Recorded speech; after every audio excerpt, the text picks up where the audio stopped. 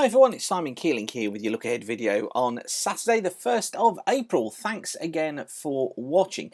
Now we're going to be seeing high pressure building in during the course of the coming week. You can see that here on the charts as we just scanned through them. These are from the Pro Models site. Of course you've got access to that as a WeatherWeb Premium subscriber, but just notice what happens. This is Sunday, so tomorrow, ridge of high pressure building in across the UK. That's the ridge that you can see in there, and then you'll notice as we head in towards the early part of next week, a front getting into the western parts of Ireland through Monday, bringing stronger winds there, and also for western parts of Scotland as well.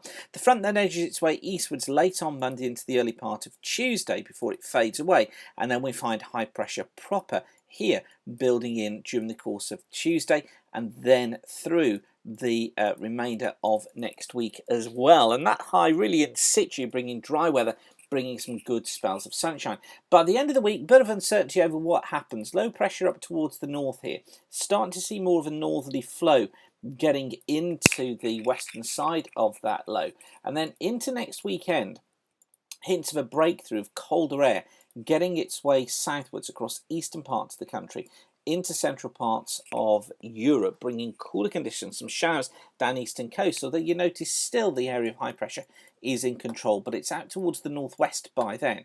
And then into Sunday, the high still over the top of us and affecting northern parts of Europe. And really we then go into a brief period of milder, warmer weather as the high slips southwards before the low then comes south again as a proper feature, with a real plunge of cold air getting down across Central Europe the week after next. Of course, you've got to treat that with a great deal of caution because it's a long way away, and the model's certainly falling in love with the idea of this northerly flow bringing in that cold air. Just going to be very careful of the models at that stage when they start to do things like that.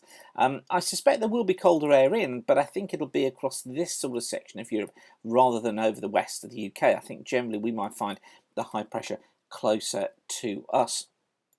Now the 7 to 10 day mean of the 500 millibar flow, this is the ECMWF on the left, this is the GFS on the right, and this is for the period from next, from next Saturday through to Tuesday the 11th.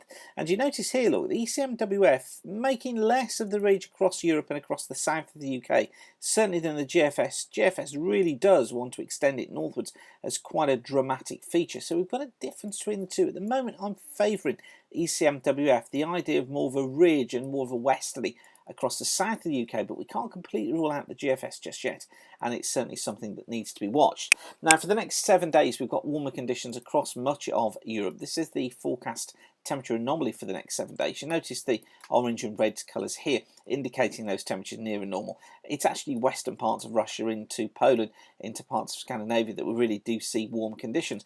But just look how cold it's turned across central parts of Russia as well. Now, the latest forecast from CANSIPS is out. That's the Canadian long-range modelling system. That's come out today because it's 1st of April, of course. And this is their forecast 500 millibar height anomalies for the whole of April. And look, dominated by a ridge centred down here in the Bay of Biscay, ridge building through the UK, indicating dry conditions across much of Western Europe and across the UK too throughout April.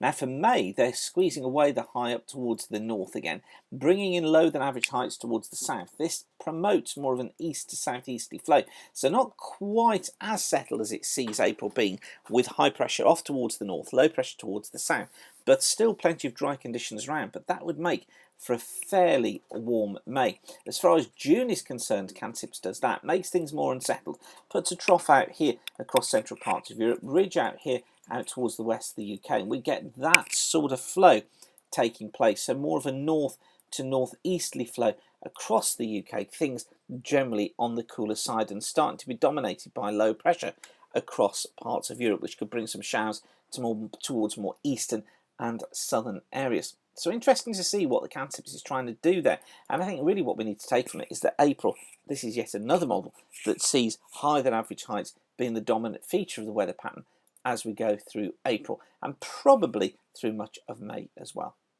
Okay, I'll leave you with that for now. Don't forget to check out the April forecast, which was issued yesterday, and that's online both as a musing and as a video, and you can see that as a WeatherWeb Premium subscriber now. Just go to the usual page, weatherweb.net. But for now, whatever you're doing, thanks again for watching. Keep the sun shining, and bye for now.